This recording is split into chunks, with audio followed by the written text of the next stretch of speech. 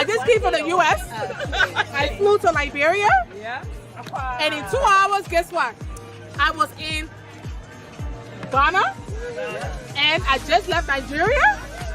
I'm on my way to India. Thank you. So I will see you in India. Bye. We are the beloved community in Atlanta and also in my native language, in our native language. It's called Pyara Bharat. Bharat is the name for India. What I would like to make a special mention, we want to thank the King Center for all their support always. Hi, we're the beloved community and this is the Netherlands. Let me just tell you a bit about our table. So this is very typical for the Netherlands, the wooden shoe. It is mostly decorations, but we do have farmers that still use them. And you are now a samurai. Oh, you're welcome. This is Michael. Okay. We are the beloved community representing the Commonwealth of the Bahamas. If you look at our headpiece here, this is another festival. So these are our two largest festivals. This is our Junkanoo Festival, normally held in the winter during the month of December. We are the beloved community. Nous sommes la communauté bien-aimée. We're from the Canadian Consulate, as I said, and we're so happy to be a part of this. We have books on display for children. We have Viola Desmond, who's the Rosa Parks of Canada. We're here at the beloved community from Mexico. Bienvenidos a México. Estamos aquí con nuestra querida comunidad en el Martin Luther King Center y estamos platicándoles a todos, invitándolos a que vengan a México. We're inviting you all to come visit Mexico.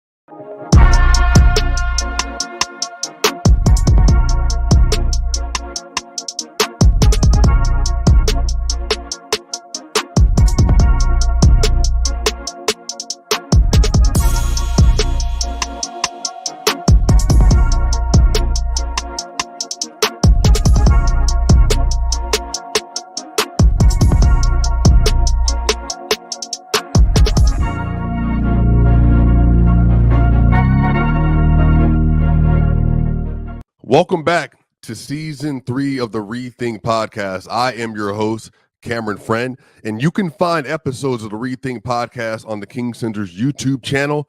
Each month, we will have a brand new episode for you that will focus on specific topics ranging from war, racism, voting rights, economic justice, the global food crisis, education, and more.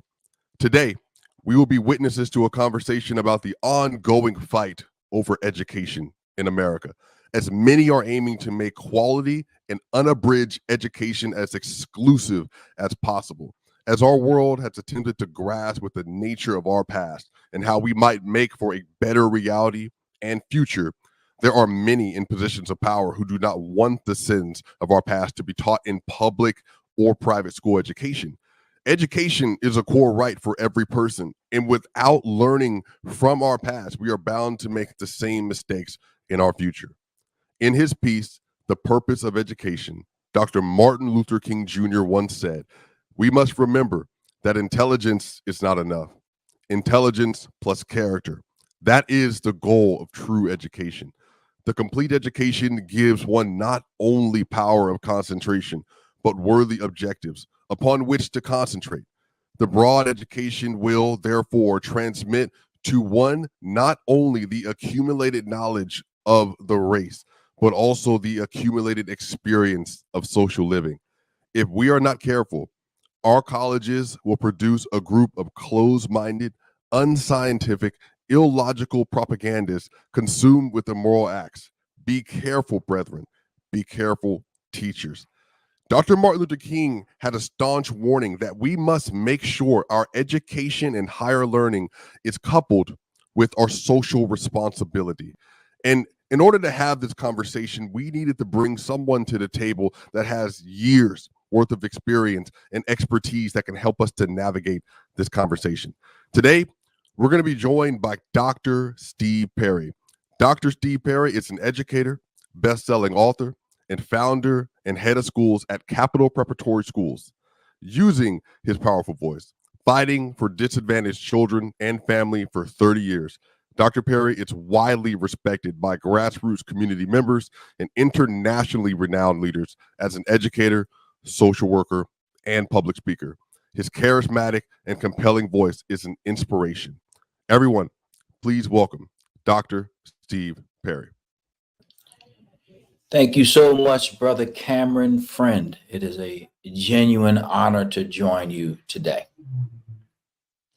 Yeah, thank you for joining us, Dr. Perry. You know, your work has meant a lot to a lot of people, and I, for one, can attest. I remember years ago, I was watching a documentary, and this is when I was still in school, and I remember watching you give rides to students before school started, and your commitment to ensuring that every child had an unmitigated access to a great education has inspired so many, including myself, to want to make sure we're maintaining our social responsibility to our community. So it is a very heartfelt and deeply meaningful thank you for agreeing to be a part of this conversation today. I mean, I think it's important that I thank you. I don't think you could truly understand how important what you just shared with me is. One, from black man to black man.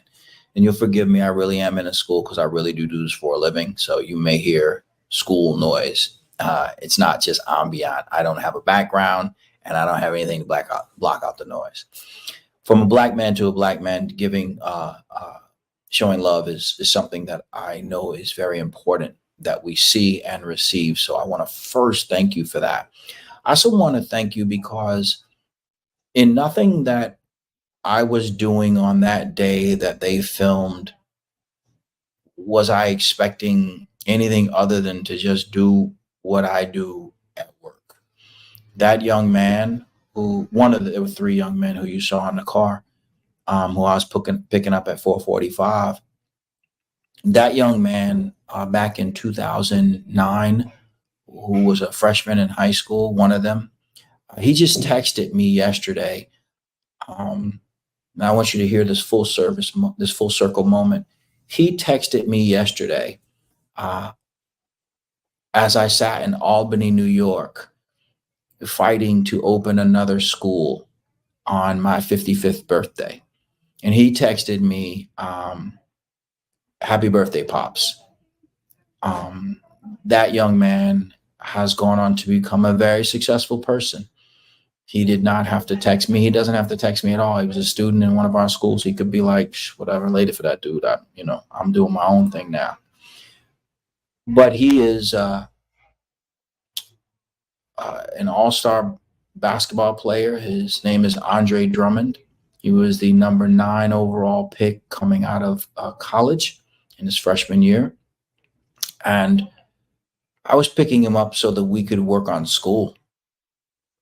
I didn't expect that he would be a basketball player, despite the fact that he was tall, a lot of tall kids walking around. And I didn't expect that I would meet a brother like you again, and know that the work that we were doing that day would have any other impact and make sure that he came in and got his reps in reading and math, and that the other two brothers who were in the car would get their reps in reading and math. All of them were athletes in high school. One of them is a professional athlete. The other two are not. They're both husbands and fathers and living good lives as well. But I didn't expect it. My point is that we didn't start a school for me to be on television.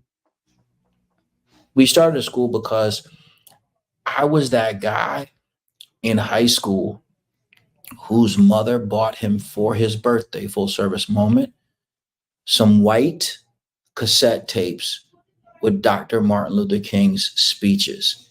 And I used to listen to them every night. Every night. No one made me.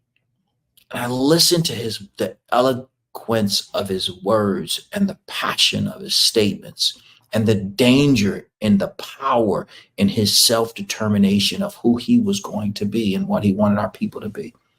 So to be here today in one of our schools, another one of our schools, spending the morning trying to make sure we get better at our jobs, and then taking a break to talk to you is more than you will know in the brief time that we will talk. It is a full service moment for me.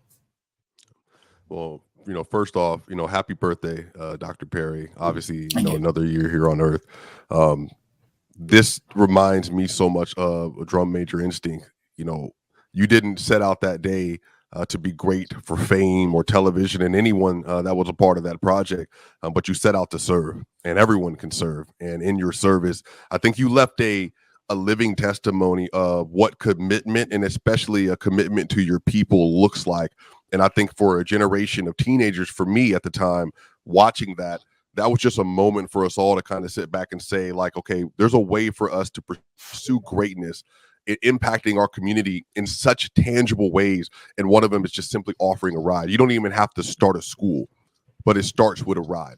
It starts with a meal, and it starts with a conversation. And so I think you and others have had a tremendous impact on helping to lay the groundwork for how all of us, especially as Black men, need to be moving forward and making sure that each one of us has what we need to do the jobs that we're called here to do. So thank you so much again for that. I'll tell you, last part on this. When it was brought to my attention that they wanted to come and follow me in doing the car ride, I said, why? Like, why do y'all have, like, I'm going to be completely honest with you. I didn't come up through the traditional school, meaning working as a teacher in the neighborhood schools. I worked in them, but I didn't, not in the same way. I didn't come up through that process. And so I honestly thought that everyone did that. I didn't know it was a thing, right? We all work from our own sphere of influence. So for me, why wouldn't I pick children up in the morning if I got to get them to school early to get them to meet with some of the math teachers and some of the English teachers? Like, if they're going to be there in the morning, how are they going to get there? If their parents live 45 minutes away from the school, how else would they get there? I didn't know that other people didn't do it. And so when Soledad said, hey, you pick kids up in the morning, I was like, yeah. Doesn't everyone? Like, you have kids, you know where they're going. You pass by their crib on the way in. So why wouldn't you scoop them up and bring them to school? And why wouldn't the teachers be there before school starts so that they can get some reps in? Like, I just thought that everyone ran their schools that way. I mean, I'm not lying. I honestly thought everybody, if you know your kids are coming in from far behind, and you can't catch them up by giving them the same number of hours everybody is getting, then you have to extend the day. And you have to extend the week. And so you got to be there on Saturdays and Sundays. And you got to extend the year. I thought everyone did that. I didn't see it as inspirational. I saw it as there is something really bad happening to Black children that's been happening since we got here. And the people who are the powers that be are committed to making sure that the status quo system remains.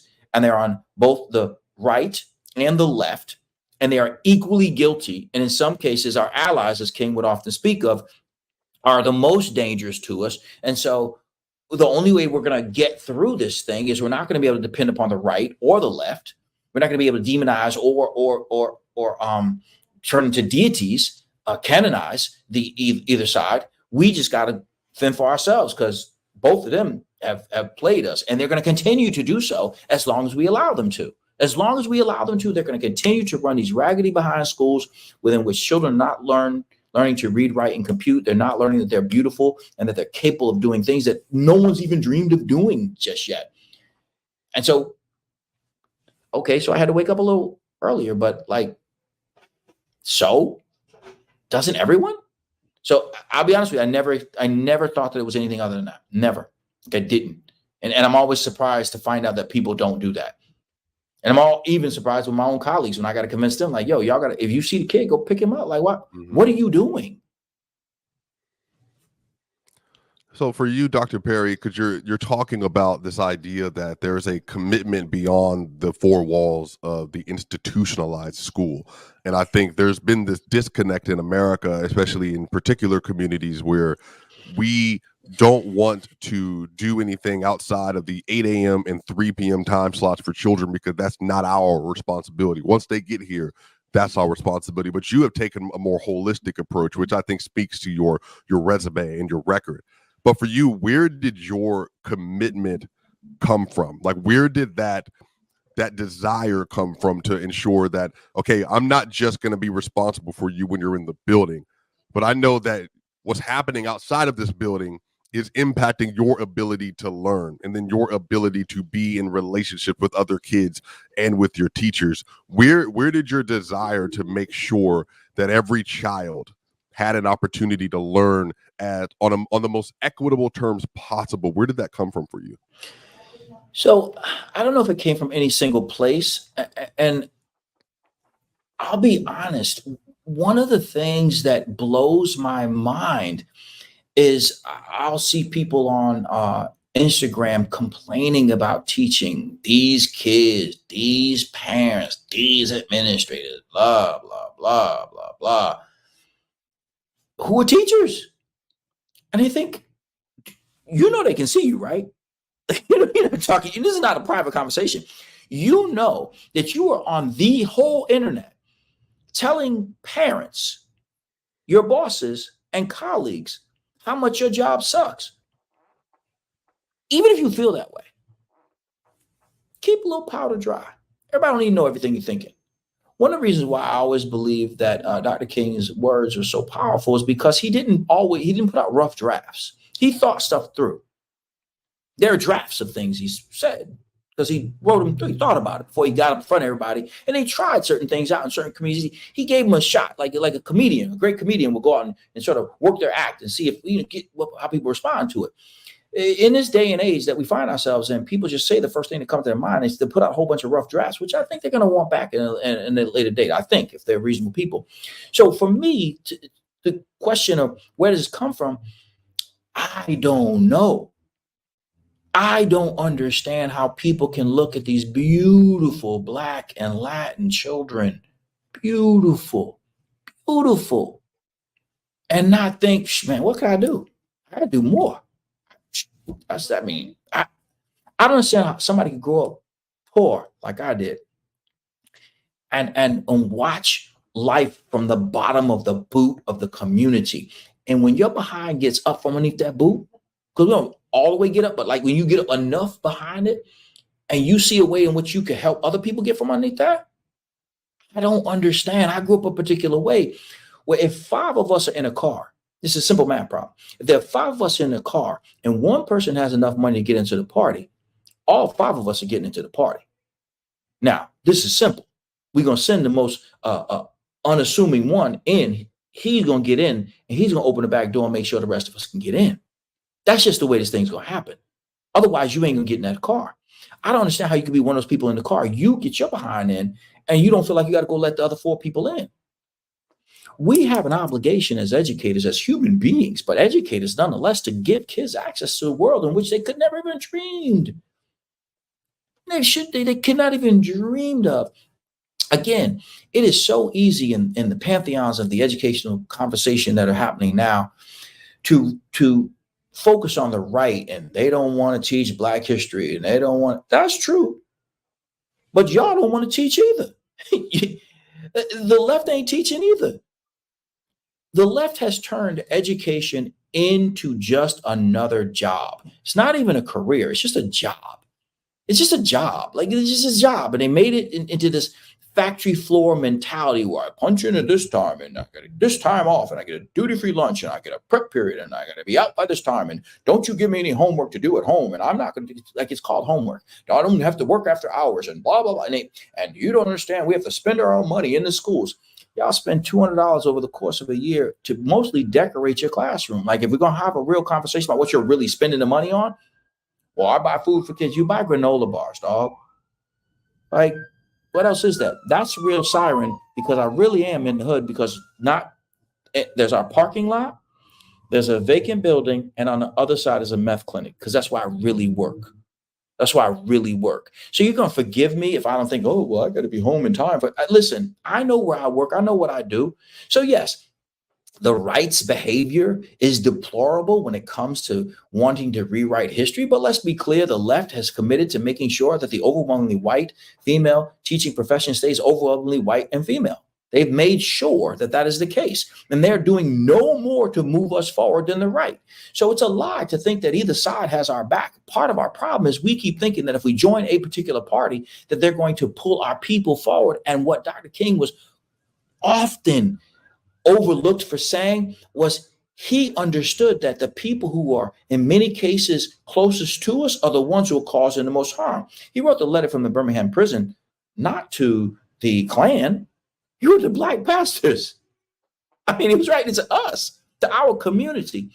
I think the beauty and tragedy of Dr. King's life can be often seen in the work that he did in holding our own community accountable. He did so eloquently, but let's be clear.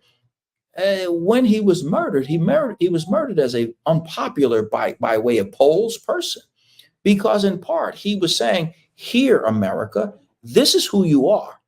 And don't think because you're on the left, you're a progressive, or you're on the right, that you're any more you're any less at fault for the circumstances that we find ourselves under. Y'all did that to us. And what so often happens in education in particular is you hire an African-American person to be the superintendent of whatever junky school system it is. And people are like, oh, we good now. No, you're not good. He's good. He's going to be fine. His kids are going to go to a school. He's going to live in a neighborhood. He's going to be fine. But throughout the annals of history, you will find that African Americans have always found a couple people who've been put on. I mean, post antebellum South, there were African Americans who became state and federal legislators. Like there've always been some of us, the talented 10th, have always found a way to make our way. But for the masses of children who will never gain access to a quality education because on the left they've turned this thing into focus on the teachers and not what they're supposed to be doing. It should be called the Department of Employment, not the Department of Education. The children are not learning. The achievement gap is gross. I mean, it's actually deplorable to see just how far, even in the suburbs, how far behind Black children are. Not poverty, Black children are behind white kids. Even when you have what they refer to as ELL, English as a second language, or English, whatever it is in your particular state that they refer to, someone who's not a native speaker. In many cases, even those folks outperform African-American children. People who come to the United States of America not speaking English are actually outperforming in many states African-American children. Children who are identified as having special needs are outperforming when they're not Black African-American children. African-American children throughout the United States of America are the lowest performing children writ large. And you could say, well, not mine. No, just because you're middle class, au contraire, mon frère, let me explain to you the fact that middle class African Americans are typically being outperformed by poor white kids by as many as 4 grades. They're only 12. They're only 12 grades. So if they beat you by 4, at best you're graduating high school reading at the 8th grade level. If you are able to read. And well, I went to the public schools and they did right by me. Well, you may have done right by you. You may have had the grit to overcome the limitations of your academic upbringing, but the truth is that they didn't. If you look at what your scores were growing up and their scores, you probably were beaten by them, more likely than not. It's one of the reasons why when you went to college, you felt like, man, what are they doing? I didn't do this stuff in high school. You're right, you didn't, because they didn't have you in college preparatory classes. That's the left. So we get so easily focused on, well, I don't want them teaching my children I don't want them teaching your children lies either, but the left ain't teaching your children the truth either. Both sides have been lying to you, telling you that as Black people, your children are not as deserving as a quality education as others. So brothers like me say, forget both of y'all. We'll start our own schools. And when you referenced the letter to Birmingham jail from Birmingham jail earlier, and Dr. King did indeed write that in response to pastors who basically felt that he was an outside agitator for what he was stirring up in Alabama and in Birmingham in particular. So you bring up a lot of really interesting points. And I think when you're highlighting this disparity, as you're very well aware of, I imagine, the disparity doesn't just exist in education for Black lives. It also exists in the economic world, where in terms of wealth control, Black people are towards the bottom. When you look at home ownership, Black people are towards the bottom. And then I think there's always been this connection between education and everything else in society. So when you look at the disparities that do exist, because, for centuries we heard that it was an intelligence issue. Then we learned, obviously, that was not true. For centuries, we learned that it was a capability issue. Well, we also learned that it's not true. So when you, in your expertise and 30 years of experience, when you look at the reasons why Black kids have for decades underperformed, despite the fact that we have many, many, many extremely intelligent people within the Black community, what do you attribute the numbers saying that Black kids are underperforming to relative to the rest of their peers? So even when we name it, we have to name it for what it is. It's not that they're underperforming, they have limited access. And this is a really important point. You can go throughout the United States of America, and what you will find is you will find middle-class African Americans who will have a story about how they had to go down to the school to fight for their child. And what they were doing was they had to go down to the school to fight for their child, to get into the AP classes, get into the honors classes, make sure that their child wasn't identified as having special needs simply because the teacher didn't like that child. That teacher, who happened to typically to be a white woman, doesn't mean white people are bad. It just means that people see themselves in their children. So if they're students, so the largest group of individuals who are teaching today are white women. That's the truth. The group least likely to be suspended, expelled, or disciplined are white girls. That is not a mistake. That is not a mistake. Take it one step further. The group that is least likely to teach in an American school is an African American male. The group who is suspended, expelled, or disciplined most is African American. Representation matters in the most basic sense. So that's the punishment. Now we'll talk about the practical implications in the day-to-day. If you see the person most different from you in front of you, it is difficult for you often to see, it is difficult for white people who are teachers. Typically, this is what the data is saying. You don't have to like it, just look at the data. The data says that the overwhelming majority of people who teach are white and female. And the group that is least likely to receive access to quality education are African American and male. It is because when the determination is being made of which children are to be assigned the most basic expectations of being able to read at their grade level, write at their grade level, the group least likely to be seen to be able, even capable of doing that, are African American children, boys in particular. That determination is made by largely white females. That is a fact among facts. The overwhelming majority of kindergarten teachers in the United States of America are white women, many of them young white women with limited or no experience with young Black children or their parents. So when you look at that, you see that from the time African American children are entering into schools, they are entering into schools that were not designed for their well-being, not maintained to identify their gifts. And that is why you will find that in New York City, for instance, in 1968, when Dr. King wrote, "Where do we go from here? Community chaos?" Where do we go from here? Community chaos. I don't think it was 1968. Where do we go from here? Chaos or community? Chaos or community, and I've forgotten the year, but 1967. 67. When he wrote that in 1967, the school year of 1968, 1% of the children who attend the elite test schools in New York City were Black. In 2023, over 50 years later, the percentage of African-American children in the gifted schools in the city of New York, a minority city, 2%. From 1% to 2% in almost 3 generations. Now you can say it's 100% growth, but come on. That is because the determinations are being made, and as a result, certain children are not being seen as capable. So they're not being given access to the basic expectations that they should even be taught to read, write, or compute. So the teacher who sits in front of them, who fails to teach them to read, write, and compute, is never held accountable. That woman is likely to keep her job going into the next year. That man is likely to keep his job going into the next year. Then when you have the gifted and talented programs, African-American children are the least likely, even in schools where they are the majority, to be chosen to even try to get in those programs.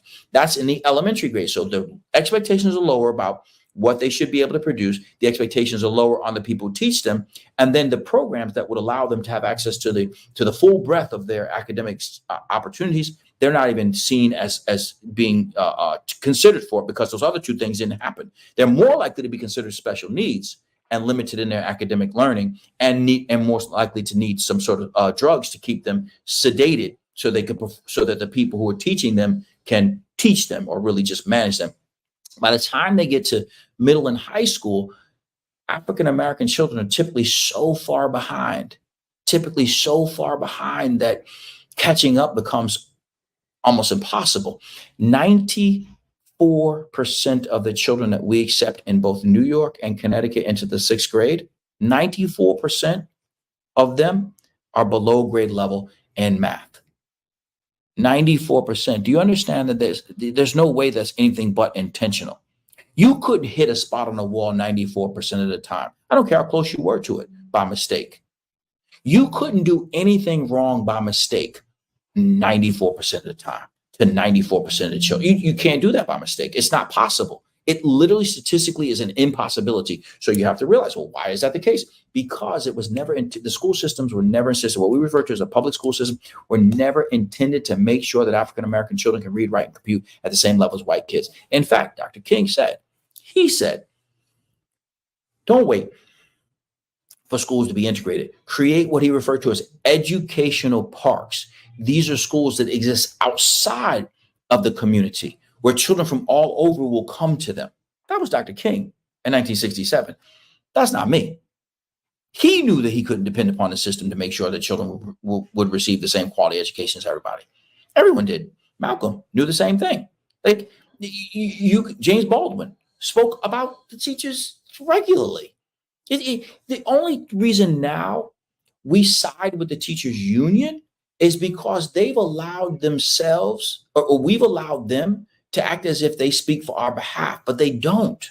The same schools that we're fighting to keep open now, we were fighting to keep closed a generation ago. We were working to shut those schools down because of what they were doing to our children. Back then, we were more enlightened than we are now. Back then, we understood better than we do now. That what we've done is we've sided with the ops, people who are genuinely working against the well-being of African-American Latin children. Like today, this is not by accident. They are committed to making sure that this system that will not ever produce an equitable education stays in place. We've just watched 3 nights of Democrats talking about public schools. They're talking about the same schools that Dr. King and so many others fought to make sure that we were not forced into. We're actually regressing. We're actually saying, let's limit children to the schools that are closest to their house, because the schools that are closest to their house are the largest single employer that's a public employer in that community, and in many cases, the largest overall employer. You go to places like Houston and Dallas, or New York City, or Philadelphia, or Miami, and you will find that the largest employer in those communities is not some great big billionaire who they want to turn into a boogeyman. It's the public school system. So it's not about making sure that children have access to a quality education. It's about making sure that high-paid jobs remain in the hands of the same people, largely white, female, suburbanites, as it's always been. And if your kids don't get education, that's on them. Y'all are bad parents. If your kids don't get education, it's because education started at home. But when Dr. King said that a school should be so good that you cannot tell who that child's parents are, he meant it. The purpose of school is to erase the limitations of your upbringing and bring forward the unlimited access to the world that is supposed to be. We all know these things to be true, but nobody wants to say a bad word about a teacher because they don't want to seem like a bad person. Every preacher ain't preaching the word any more than every teacher is teaching the word. So why would we think that because a person has a job title, that means that that's who they are? That's not their calling. It's just their job. You know, you bring up a lot of interesting points, and I think this is a great reminder, Dr. Perry, that in 1954, Brown versus School Board of Education, the point of it and the idea was desegregating schools, but also to make the funding for schools equitable across the board, that everybody had access to the materials they needed, the resources they needed. And then from there was a boom in private school education. There was a boom in the Christian school development, because then people started to take their kids out of these public schools and started to then allow for these institutions to be funded by these places and families that had money. And then that left a lot of communities, especially Black communities, with public school education that were inadequate because of the systems that allowed. So I'll push you on that, brother. I'm gonna push you on that. That's what we're told. Right. That is what we're told. That is exactly the narrative that we're told. And we're told that narrative by the very same people who pulled a section of about Malcolm out of the New York City curriculum. That was not the right. That was the left.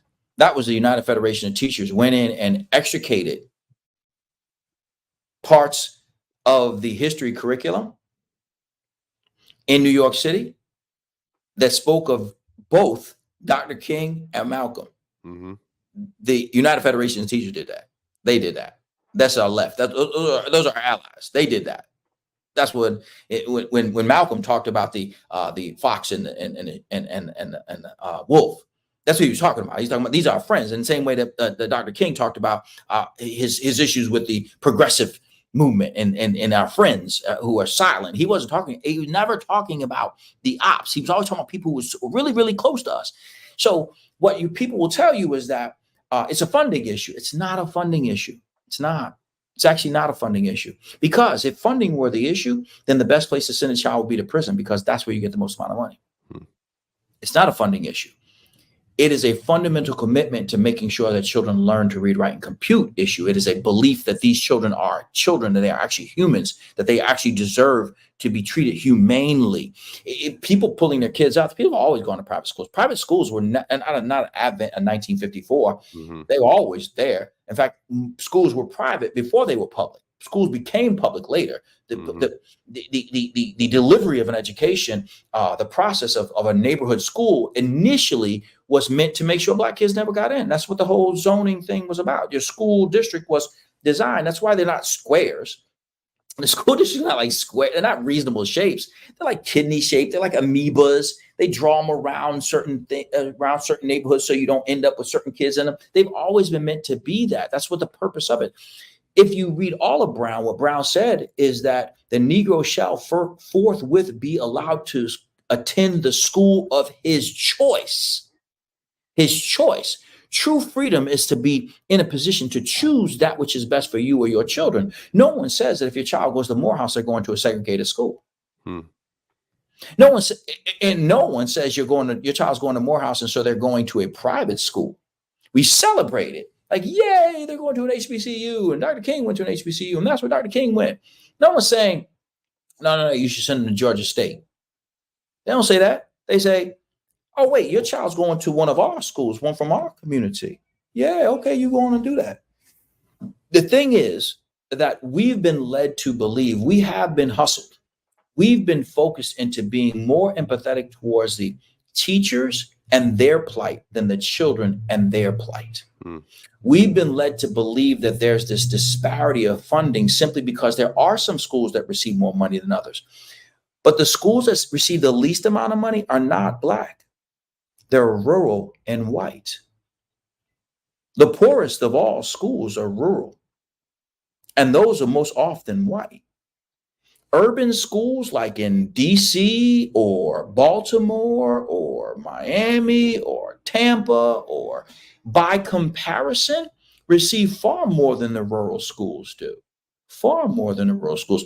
Are there some wealthy white schools? Yeah, of course there are. But that's like saying that the only way you could get a car is if you could afford a Lamborghini.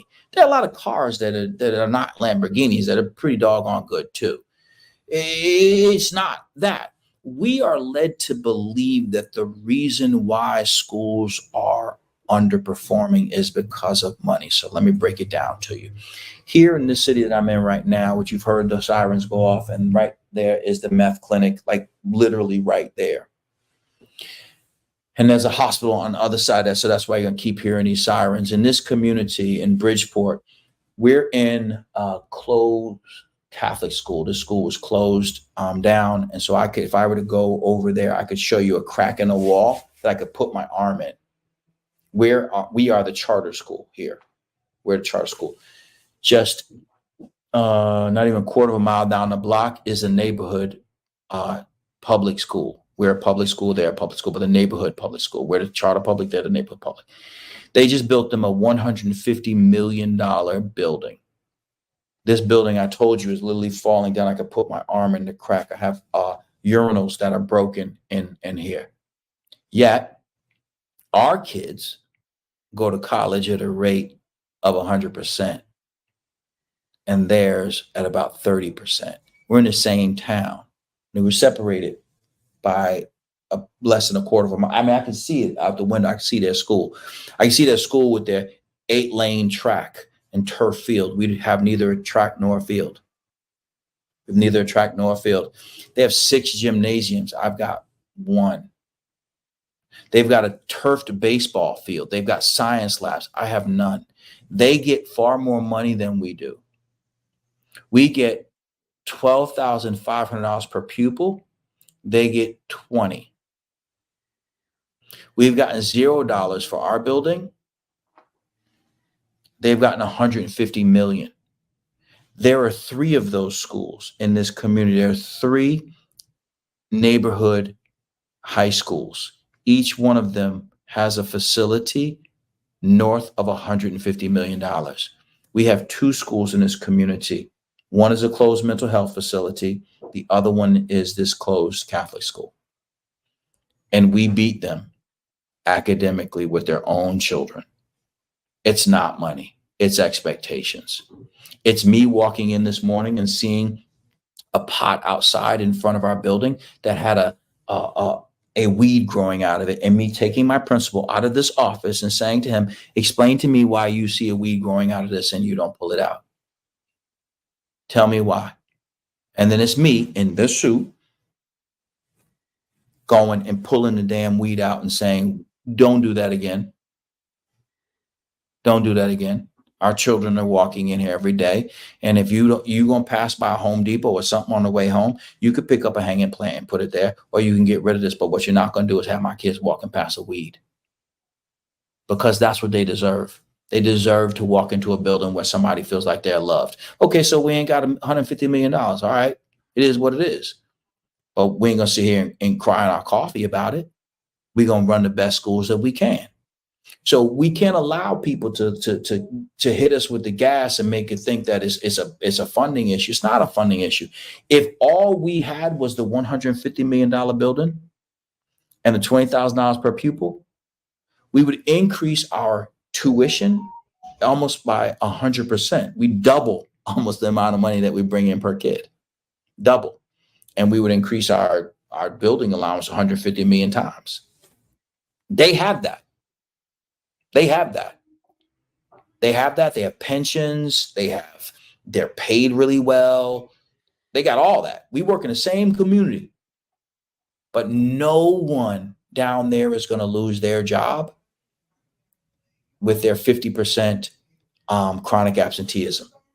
But if we as a charter school that we started in our community, if we have even 30%, 20% chronic absenteeism, they can shut us down. It's not money, it's expectations. It's expectations. We have to expect more from the people who are alleged to be responsible for educating our children. And just because a couple of them come in and look like us and come from the same communities, they're just as guilty as anybody. Anybody who's comfortable with the circumstances in which our children are currently surviving under is either blind or a co-conspirator. You bring up a lot of really interesting points, and Dr. Perry, obviously, thank you for, I think, even elaborating and explaining for myself and the audience. Obviously, that was extremely helpful. Dr. King also said the function of education, therefore, is to teach one to think intensively and to think critically. But education would stop with efficiency may prove to be the greatest menace to society. The most dangerous criminal may be the man gifted with reason, but no morals. And you have been laying out this idea of, even if it's just even the weed conversation about what's happening in the ground, it's a responsibility. There's something that you have to care about every single child, every crack, everything that's going on in your environment. You're setting the culture. And when you have a culture of expectation, that's where greatness can flourish. And so when you hear Dr. King in that quote, and then you hear Dr. King throughout your life, how do you believe that Dr. King's language and his writings and his speeches should impact the way that we view education collectively? The way that a person can dream is to begin by believing that they are a person. Our children come to school and are often told that they are bad from people at home and in the school. We, as a people, have allowed an internalized racism to promulgate. We, as a people, have kept in place some of our captors. Dr. King was a well-read and well-spoken man, but among all things, he was a pastor. And if you look at Exodus, you see in Exodus that even a freed people could not see the power in their freedom because they were raised a slave. And so they turned on Moses. They even turned on Moses, who was being said to be speaking to God every single night. Moses, whether you believe in the Bible or not, it does not. But my point of the discussion is that even in this fable, if that's all you want to see it as, even there, the personhood had been sucked out of these folks. So much so that when the light of freedom shined upon their faces, they cowered and sought the darkness of slavery. Every single day, little babies are being broken by what we refer to glibly as the public education system. Our dishonest assessment of the conditions that we force our children into every single day is the root of the demise of our community. More effective than the justice system, more effective than the housing mortgage system, more effective than the lending systems to start businesses. Because even if you were to give reparations to a freed people without making them aware that they are people, they would squander that in the same way that professional athletes, rich as they may be, squander their wealth within 5 years. Why? Because they've never seen themselves, as Jay-Z said, as a business man. Dr. King understood, like few other humans have ever seemingly made it so, that we have an obligation to ignite the humanity in our children such that they believe in themselves in a way that no one else has ever. The only way that you believe that you should be among the educated people is if you believe that you are a person. Dr. Perry, that was incredible and I think profound. And I deeply appreciate the time that you have taken to have this conversation with us. You are doing, and many others, a great service to the world and obviously to Black people in particular as a whole, and especially Black children. And the King Center, on behalf of Dr. Bernice King, thanks you for the work that you are doing and for being a part of this conversation. And we look to continue to work with you in the future and all the great things that you are going to do. And thank you for being here with us today on the ReThink podcast as well, Dr. Perry. It's my honor. And when I'm down visiting my son at Morehouse, I will gladly come by. Just tell me when. I'll be there. I got you. Thank you, Dr. Perry. Y'all take it easy. That's going to do it for this episode of the ReThink podcast. Make sure if you're watching this on the YouTube side, you like, share, and subscribe. Continue to build up this great community here at the King Center YouTube channel. And if you're listening to this on Apple, iTunes, or Spotify, give us a 5-star review. That way more and more people can get involved with the great work here at the King Center. There are many different programs, whether it's Students with King, whether it's the beloved Leadership Academy. We're going to have BCIE coming up very soon. The International Expo is on the way. KHO is down the road. King Holiday Celebration and the commemoration, it's all coming down the pipeline. So make sure you're tapped in with the King Center. Follow us on social media, on Instagram, on Twitter, and make sure you continue to do the work of building the beloved community right where you are. I'm Cameron Friend. This is the ReThink Podcast. I'll see you on the other side.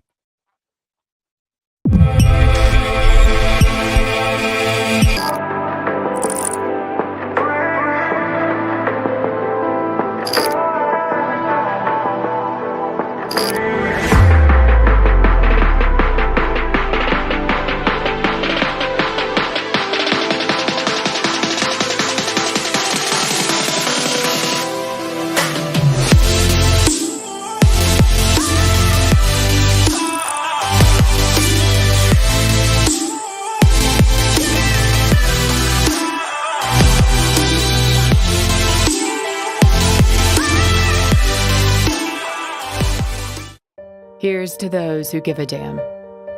The ones who question the status quo and say we can do better. You don't wait to be invited to the table. You set your own table and bring people together. You believe great ideas can come from anyone, anywhere. No matter who you voted for, what you believe, the color of your skin, or who you love. Some might say you're a dreamer, but we think you're brave. Because those who are brave enough to start a conversation that matters are the ones who co-create a better future for us all. It's time to come together.